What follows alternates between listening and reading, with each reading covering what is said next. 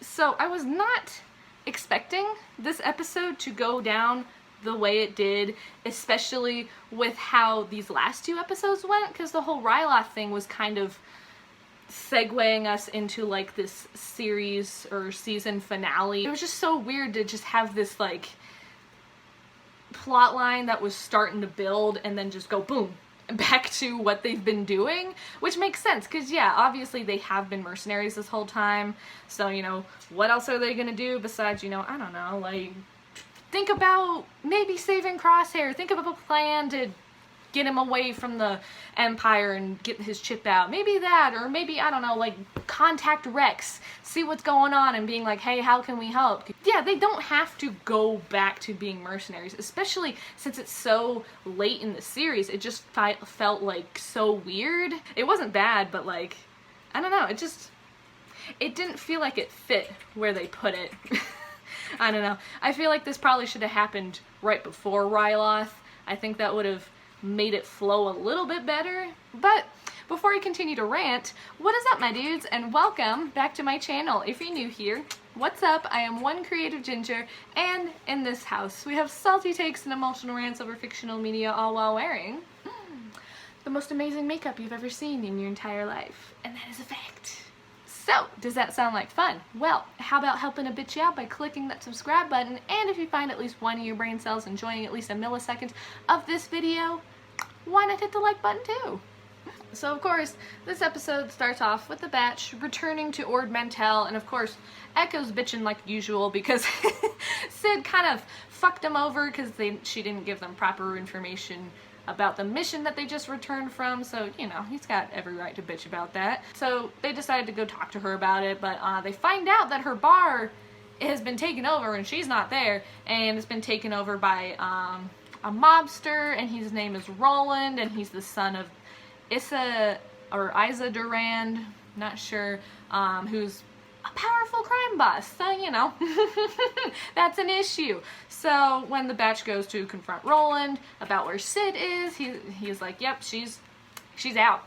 I don't care. And then they're just like, well, oh well, that sucks for her, I guess, so what do we do now? That kind of thing. Of course, Omega's having none of that shit, and she's like, no, we're gonna go find Sid, and we're gonna help her take back her bar, because that's what we do. And everyone's just like, alright, I guess. Because, let's be real, she's calling the shots at this point, because goddamn, these guys will do nothing. I think the only reason Crosshair's ever gonna get his chip removed and away from the Empire is if Omega's like, let's go get him. Let's stop him from being a little bastard, you know? Let's go get him. That kind of thing. Because I don't think Hunter's gonna get his shit together, but I hope he does. But who knows if he's gonna get his shit together and actually go help Crosshair for once. Jesus. Because we all know he can't help himself because the inhibitor chip won't let him. And they know that because of with everything that happened with Wrecker. Like, god damn it. Oh, this shit's pissing me off that they just, they just haven't done anything for him. And the fact that Hunter just kind of went back to like, oh, it's kind of his fault that the chip's in control of him, right? You know, because last episode he was starting to think, oh, maybe, yeah, we should try to help him, you know, instead of just being like, it's your fault, figure it out for yourself. So he was starting to get a little self-aware, but this episode kind of just took that away. And we'll get to that, because it's at the end of the episode where I was just like, why the fuck would you say that? But, you know. So Omega ends up guilt-tripping them to go find and help Sid. And, of course, it doesn't take long, because she's waiting at their ship for them. So she ends up telling them that Roland is working with the Pikes, and they're delivering a spice shipment, and that they should steal it from him. So, you know, that can kind of fuck over his relationship with the Pikes, because you don't really want to fuck with the Pikes, you know? So her great plan was like, steal the spice, hopefully no one sees us do it, so we'll see how that plans out. Yeah, so of course the spice shipment's in Sid's office, so she knows how to take these underground like trolley car things that are like under the city, so she knows the sneaky way to her into her office. So they do that, but they have to be quiet because there's a hive of these like crazy bugs that you don't want to wake up, so you have to be quiet in order to get to her office. They do that. goes fine the first time, but when they're going back with the shipment of spice, Roland's guys catch them, and so they go after them and they start shooting because they don't know about the bugs, so of course they're not going to be quiet, so they start shooting. The batch shoots back because, you know, what else are you going to do? And of course that wakes up the bugs, and unfortunately all the spice falls, and they're just like, well, leave it, it's fine, whatever. So they do that. For some crazy reason, I don't know why they do this, but they go back to Sid's bar like immediately after they steal the spice, and which didn't make any sense because, like, you need time for them to, like, leave so, you know, you don't get caught, that kind of thing, you know, because Roland knows who took the spice, so he's gonna rat you out, so why would you go back? So I don't know why they did that. It was dumb. They go back to the bar and they find all of Roland's men just straight up dead, and my first thought was, did Crosshair catch up to them this soon, you know? I was just like, that looks a little suspicious because no one's around, so it's like, is that him? But no, obviously not. Why would it be?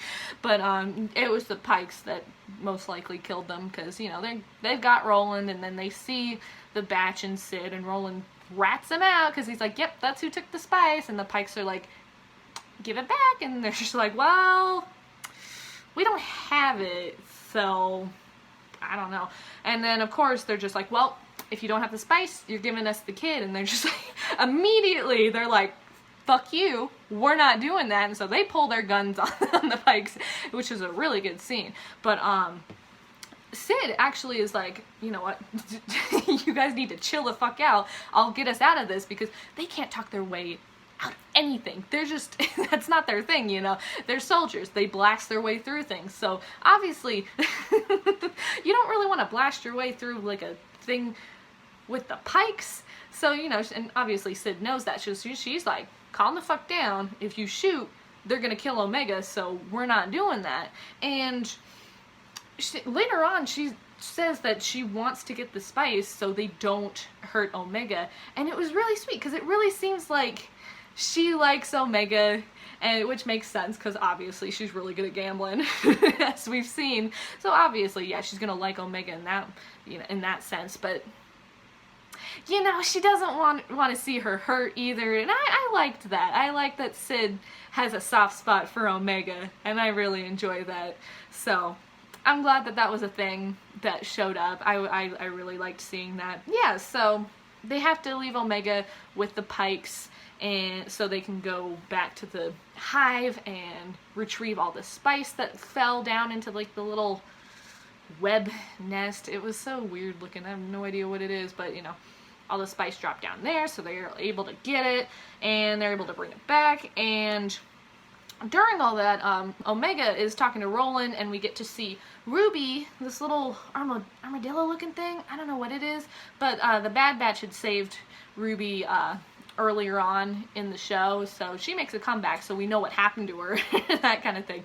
So apparently she really likes Roland, and she's, you know, his little pet, so that's pretty cute. And yeah, so apparently she's very picky, because Roland says that she doesn't like a whole lot of people, so when he sees Ruby curling up on Omega's lap, he's like, oh, interesting, never seen that happen. So that was kind of nice that, you know, they got to have this little exchange, and like Omega's like, well, if she likes me and Roland, you know, Roland can't be that bad, right? Because honestly, he doesn't seem like a bad dude. He just seemed like a guy that was like, seize the opportunity, because that was like his whole thing, like his whole family motto is like, seize what you want, you know, that kind of thing. So yeah, I liked their interaction. I liked seeing Omega being very compassionate in this episode, because that's definitely her thing.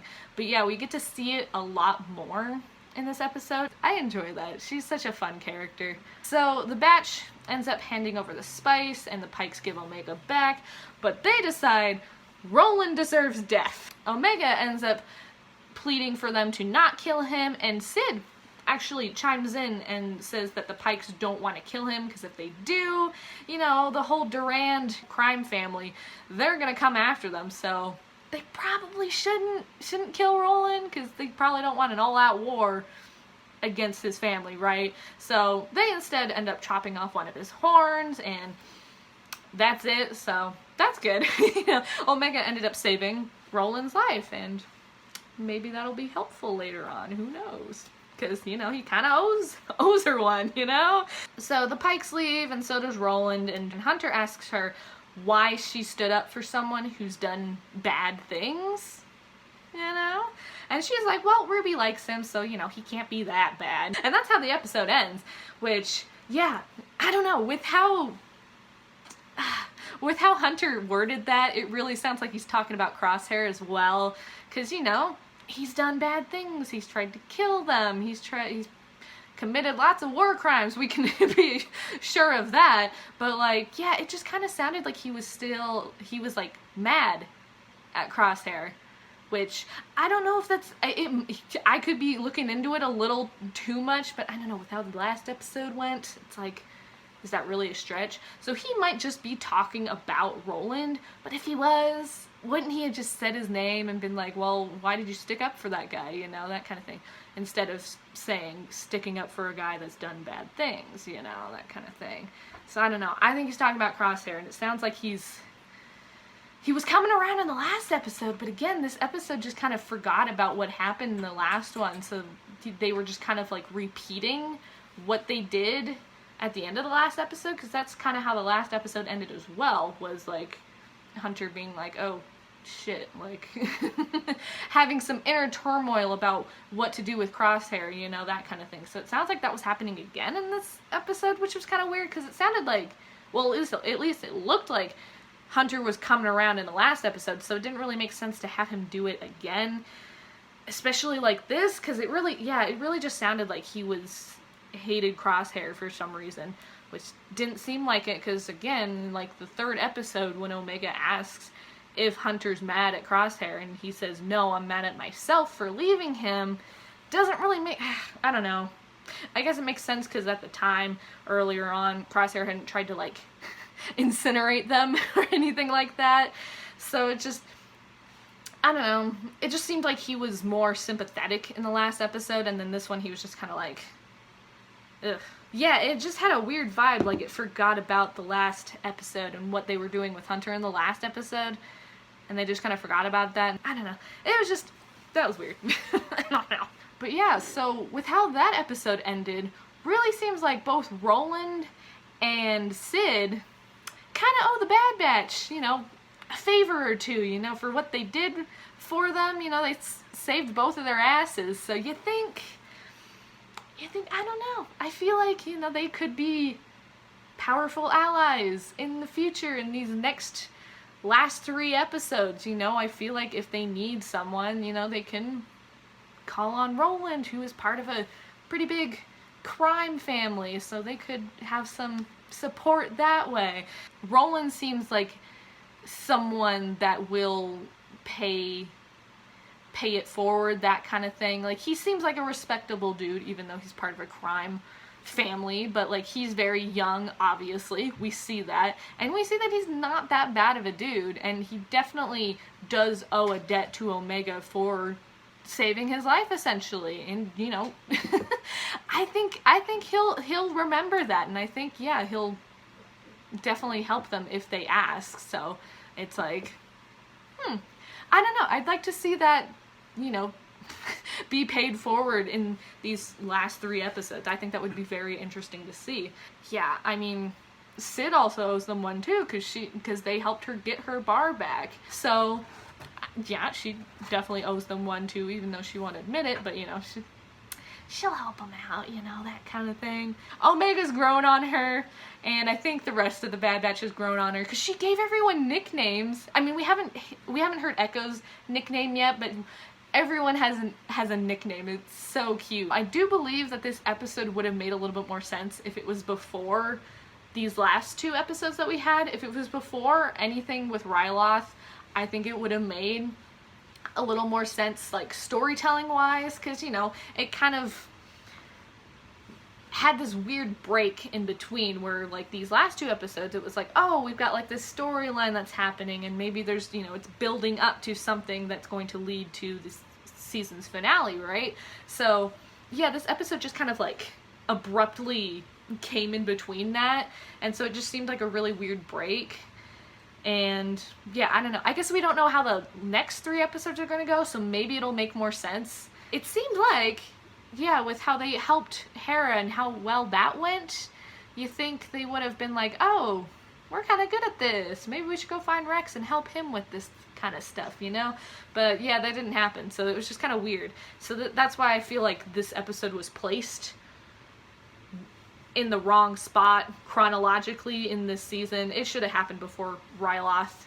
So yeah, I don't know. That's just why it had the weird vibe. It wasn't a bad episode. It was actually a really fun, interesting episode to watch, but it just had the placement and the flow with the rest of the episodes just didn't work. And so yeah, I think it would have worked better if they put it before the Riloth episodes, and it still would have had the same impact. We still would have been like, oh yeah, maybe they're making powerful allies, but you know, Hunter's really not sure what, you know, if helping people is what they should be doing. And so once they do Riloth, and once they go to Riloth and help Hera and all that, then they'd be like, okay, maybe we should do that because, you know, it worked well with Sin, and it worked well with Hera. Maybe we should go find Rex and help other people, that kind of thing. And, you know, help Crosshair for once. Like, because that's how the last episode ended, was Hunter being like, shit, yeah, we kind of have been abandoning him this whole time. We haven't really helped him in any way, that kind of thing. Because that's how the last episode went. And it's just, yeah, they just kind of threw that out. So this is why I felt like it was just placed in the wrong spot. Hunter just kind of went back to being not very sympathetic at all to, like, anyone, really. Like, he did listen to Omega, but yeah, it was super weird, because, yeah, he was actually starting to become a little more sympathetic in the last episode, but yeah, this episode just was so jarring with his character that it just did not feel like it was placed in the correct order for this season. So that was weird. That's literally the only problem I had with this episode. It was a great episode, it just wasn't placed in the correct order, I think. I think this should have came before Riloth. But yeah, I hope to see in these last 3 episodes, I don't know, some like internal conflict with both Hunter and Crosshair, like having flashbacks to how things used to be and being like, you know, let's get, like, Hunter being like, okay, let's go help Crosshair for once, that kind of thing, and Crosshair being like, fighting the chip and being like, I can't kill these guys, they're my brothers, that kind of thing. So it's like, yeah, I would like to see that. Don't know if we're gonna get that, because we got a little bit of it. We got Hunter doing the tiniest bit in the last episode, so I would like to see that happen again, maybe, and get some flashbacks, because I want to see, I want to know some backstory to these guys, because I thought this show was gonna be kind of like their backstory a little bit, but like we've gotten absolutely nothing about who these guys were and like how they were created and shit, and how like why are they defective, like how does that work? And then the rest of the episodes being like Crosshair finding them, and then the Bad Batch being like, nope, you're gonna stop this bullshit and you're coming with us so we can remove the chip, that kind of thing. But yeah, so that's all I have to say about episode 12 of The Bad Batch. If you guys have any predictions, thoughts, and or feelings about this show, share all that good shit in the comments down below. So thank you guys so much for watching and getting to the end of my video. If you would like to support me, I sell all kinds of art on these 4 sites right here if y'all are interested in buying. If you would like to follow me on other social media, I have an Instagram, a Twitter, and a Tumblr if you'd like to stay up to date on my shenanigans. So if you like this video, why not hit that thumbs up button, hit that subscribe button, and give that bell a ring if you'd like to see more of my face every Saturday when I post a new video. And don't forget to stay sparkly, my dudes!